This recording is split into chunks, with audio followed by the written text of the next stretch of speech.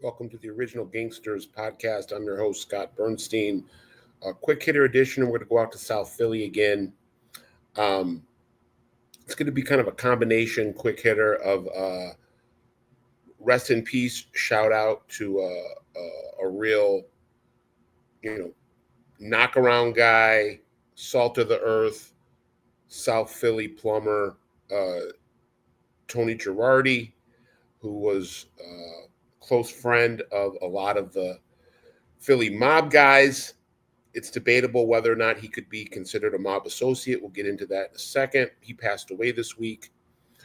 Condolences were provided on social media by Skinny Joey Merlino, the former Philly Mafia Don, and other outlets, the sit down news as well. And, I'm not really going to make this episode about Tony Girardi. I don't know if he really deserves a whole episode other than just to say that he was a guy that was very well liked and respected. Occasionally acted as a driver for Joey Merlino at the peak of his power back in the late 90s. But what's really interesting about when you look into Tony Girardi is the story you find behind that. And that story really is how you draw a line between Skinny Joey Merlino, the irreverent former mafia boss turned Instagram Don turned podcaster, um, lightning rod, pop culture staple in the true crime world, and his cousin and namesake, Fat Joey Merlino. And I've always kind of wondered about that, and I learned more about it in the last couple of days, and I wanted to share. We learned from George Anastasia's reporting, who was, he's the, talking about the OG in terms of reporting on Philly. It does, you look up OG in the dictionary, and George Anastasia's face there. Shout out to George, who's always been just great to me, a mentor of mine, and learned everything I all my early knowledge came from George. And George told us that the story of how Joey Merlino got his nickname, Skinny Joey. Everybody knows him as Skinny Joey, and it's just you think Skinny Joey, you think Joey Merlino. But how did that come about? And we learned that there were two Joey Merlinos in that family, in the Merlino family, not the crime family, in the blood family, the Merlinos. And Joey and his first cousin, Joey. One was the son of Salvatore Chucky Merlino. One was the son of Lawrence Yogi Merlino, both very prominent members of the Philly mob. And because the Joey that we know was more, thin and svelte, I guess you could say. And Yogi Merlino's son was a little more, husky. He became Fat Joey, and Chucky's son, Joey, became Skinny Joey, and the rest is history. But whatever happened to Fat Joey Merlino? We don't really hear anything about him, and that's because there's really nothing to know other than this little small piece of history that I'm going to lay on you guys. He's not not a mobster, not a guy that runs with organized crime. He is a in the construction business. Putting they have a business called Bayshore Rebar. Him and his mother, or him and his mother did. That was a subcontractor, put steel rods in concrete. And Fat Joey Merlino came under the microscope in 90s and the 2000s because of Skinny Joey shooting his way to the top of the Philly mob. And obviously, when you have the name Joey Merlino, whether it's fat or skinny, or you you get attention. So as Bayshore Rebar tried to do work in the Atlantic City casino industry, the New Jersey Gaming Commission ended up blocking them a number of times. And from testimony in front of the Gaming Commission, We learned about what the government believed, what the Gaming Commission believed, some parts of the government believed, was a relationship between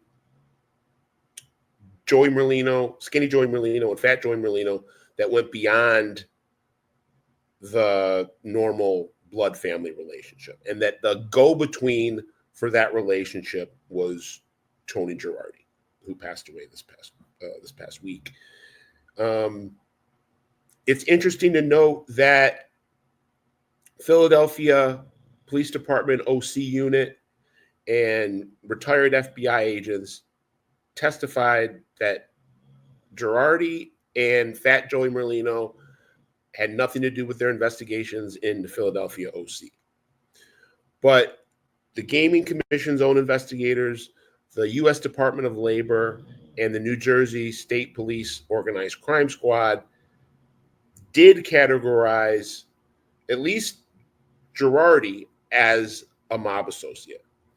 And they had a lot of observed interactions between Tony Gerardi going from meeting with Skinny Joey Merlino or people connected to Skinny Joey Merlino, and heading at some point after those meetings to what they thought was relaying information to Fat Joey Merlino, who had an office or has an office in Pleasantville, New Jersey. So Tony Gerardi, he was a plumber, a guy that owned a very successful plumbing business. Sometimes friends are just friends. They're not necessarily doing gangster shit together. But I mean, I'm guessing if you're running around having dinner, chauffeuring, and the allegations were that Gerardi would chauffeur Merlino when other guys weren't available. Gerardi would chauffeur him back and forth from the airport and other meetings. And Gerardi was somebody also that popped up on the radar of the feds during the 90s when the Merlino crew was ascending or had ascended.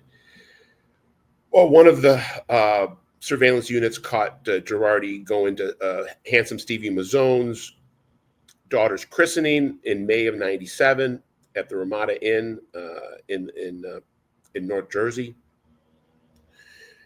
And there were a lot of phone calls between Gerardi and Fat Joey Merlino. There were meetings between Gerardi and Merlino, meetings between Fat Joey and Skinny Joey. This was all going on in the late 90s before Skinny Joey went away for 12 years and then has reemerged, gone down to South Florida, become a podcaster and so forth. We just want to keep on saying that, Fat Joey Merlino and Tony Gerardi had always denied any role. They've had people of substance testify on their behalf that they had no role, but there were other organizations that saw that there was connections. Another interesting thing that came up in those hearings were visits and phone calls between Fat Joey Merlino and Uncle Joe Legambi. Again, context is everything. Yogi Merlino and Chucky Merlino mentored Joe Legambi. He came up under the Merlino brothers, so it's not shocking that Fat Joey Merlino would have some type of relationship with him. It doesn't necessarily have to be a criminal conspiracy because he was calling him from his office or meeting him for a dinner and lunch. This was right after Joe Legambi got out of prison and got beat his murder case on appeal. In the months following, there was quite a bit of interaction between him and Fat Joey Merlino. But again, Fat Joey Merlino is just a businessman. He's never been indicted or convicted of any crimes, so we need to say that. But Tony Gerardi passed away this week. Was somebody that was close to Joey Merlino,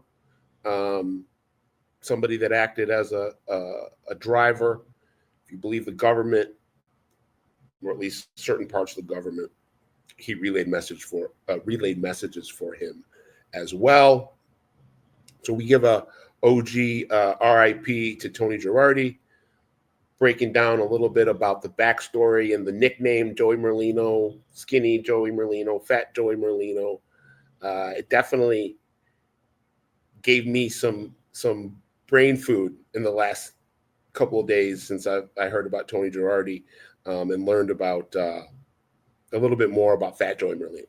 So shout out to Fat Joey Merlino too. Again, just want to be clear. Fat Joey Merlino is not a gangster. Skinny Joey Merlino, gangster to the core, just a relentless figure, whether he's a podcaster, a mob boss, whether he's active, inactive, shelved, not shelved. There's a voracious appetite for Joey Merlino material in this space, and I'm always going to give it if necessary. We don't spin, but we definitely provide a lot of intelligence when it comes to Joey and his inner circle and what he's doing. Even though he's no longer officially a part of the Philadelphia Mafia, he will always be a headline grabber. So, Original Gangsters podcast, please like, share, and subscribe. Scott Burnstein, OG Pod, uncovering the underworld, one city, one region, one country at a time. I'm out.